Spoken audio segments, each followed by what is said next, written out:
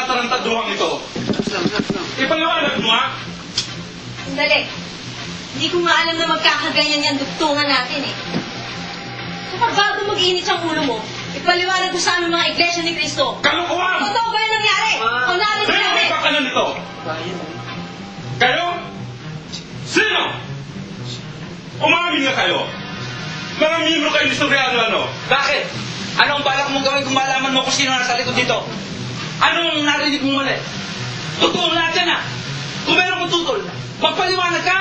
Wala akong dapat na ipaliwanag. Meron! Hindi ito ang panahon para sa ganito. Hindi po. Ito po ang panahon para magpaliwanag kayo. Hindi ito ang Hindi po, ito panahon. po. Bilang ministro ng Iglesia ni Cristo, dapat lagi kayong handang magtanggol. Handa naman kayo. Hindi po kayo Hindi handa ang panahon. sa mga pangaral nyo. Alang-alang ng mga taong naririto. Teka. Alam niyo, sa tingin ko, tama yung sinasabi niya. Ako dati kong iglesia ni Cristo. Pero nagkaroon kami ng maraming pagdududa. Kaya nawala na kami ng ganang dumalo. Kaya ngayon, no? Kaming mag-asawa, handa na kaming layasan ng iglesia. Pagka ngayon, hindi nyo napatunayan na lahat ng napakinggan natin, hindi totoo. Ganun ba ka, Epe? Sige. Ngayon din. Sumama ka sa kapilya natin. Makikita mo yung hinahanap mo. Sandali. Para ano? Bakit mo siya isasama sa kapilya, ha? Lagi kaming nasa kapilya. Aktibo kami dati. Pero hindi ninyo ipinaliwanag lahat ng mga bagay na ito. Ngayon, dito tayo mag-usap. Tindigan nyo na yung aral na ipinatatanggap nyo sa amin, dapat pa namin pagkatiwalaan. At kung buyan sa loob nyo, na kayo nakahanda kahit kailan makipag-usap ng maginong pakikipag-usap ng pananampalataya sa pananampalataya. Dapat ngayon pag-usapan natin yan. Hindi ba't nag-call na si Paul Guevara na ministro nyo sa debate? Di ba sabi niya, ilalabas niya si Caer de Manalo? Ano ba yung kinatatakot nyo? Si kapatid na Pulgibara yun. Kung gusto mo, bukas na bukas din, iharap namin sila ni Ka Michael para ayusin ang debate. Hindi dito. Kasi kung dito, walang kayusan. Wala nang pinakamabuting pagkakataon kundi ngayon. Hindi ka ba nangiyak sa mga taong naririto? Nandito ang mga miyembro nyo, mga bisita. Magpapakalalaki ka. Kung totoo ang dala-dala mo, hindi ka matutuwa. Ano ba yung kinatatakot mo? Wala akong dapat na ikatakot. Sino kayo para katakutan namin? Baka hindi nyo kalulubos kilala ang mga iglesia ni Cristo. Ganun naman pala eh. Dapat ipakilala nyo ngayon kung anong tunay na kulay tama.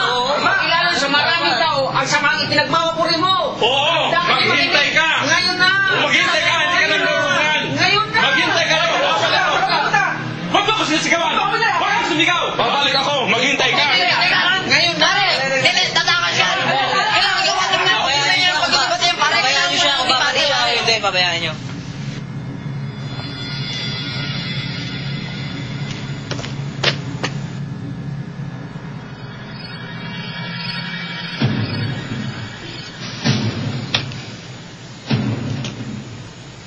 Hello? Hello? Hello? Kapatid na Paul. Oh, Ka Marcos, napatawag ka. Nandito po ako sa bahay ng kapatid na Cristita. Naimbitahan po ako sa isang salo-salo. Nagkaroon po ng hamunan ng diskusyon. Kailangan po natin labanan ito. Ha? Hindi kita maintindihan. Di po namin alam na may mga taga-dating daan pala dito. Di ko pa alam kung paano nangyari. Pinipilit ko na ako makipagdebate. Ano po gagawin ko para ipagtanggol ang iglesia? Marcos, napakatanga mo para pangasa ng mga bagay na Di yan. ko alam. Wala po kinalaman sa lahat ng mga ito. Umalis ka na dyan ngayon din. Wala tayong pakikipag-usap na gagawin sa mga taong yan. Ha? Bakit po? Di po ba pumayag naman kayo sa pakikipagdebate?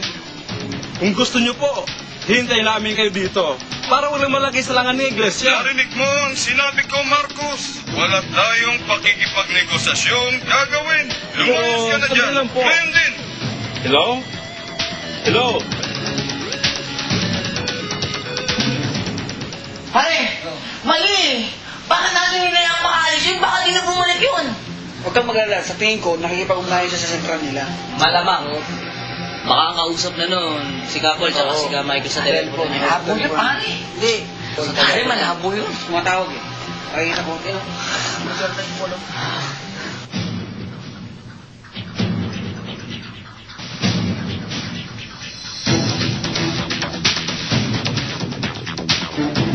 Kapatid na Michael, naku salamat. Kanino ko po kinukontak? Si Ka Marcos po ito. Tulungan niyo po ako. May hamon ng debate sa bahay ng isang kapatid natin. Mga taga-dating daan. Opo, hindi ko pa alam kung paano nangyari. Maraming mga bisita. Pinipilit ko nilang lumabatay ng diskusyon. Sinabi ko na sa inyo, hindi na makabalik yun eh. Oo, parang hindi na babalik yung tuwa ngayon. Ano? Wala na natin. Punta natin. Punta natin. Sa inyo yan. Oo.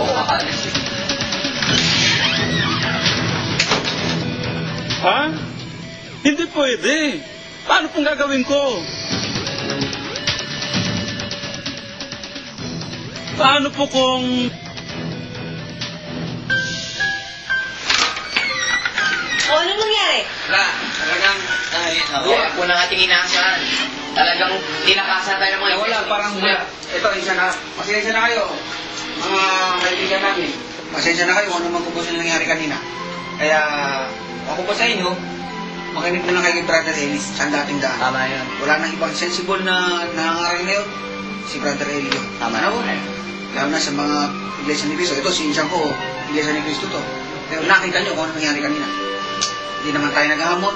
Talagang tinatawag lang nila, dito na mag-diskusyon. Pero wala. Ano? Kaya, pasensya na ko. Pasensya na kayo.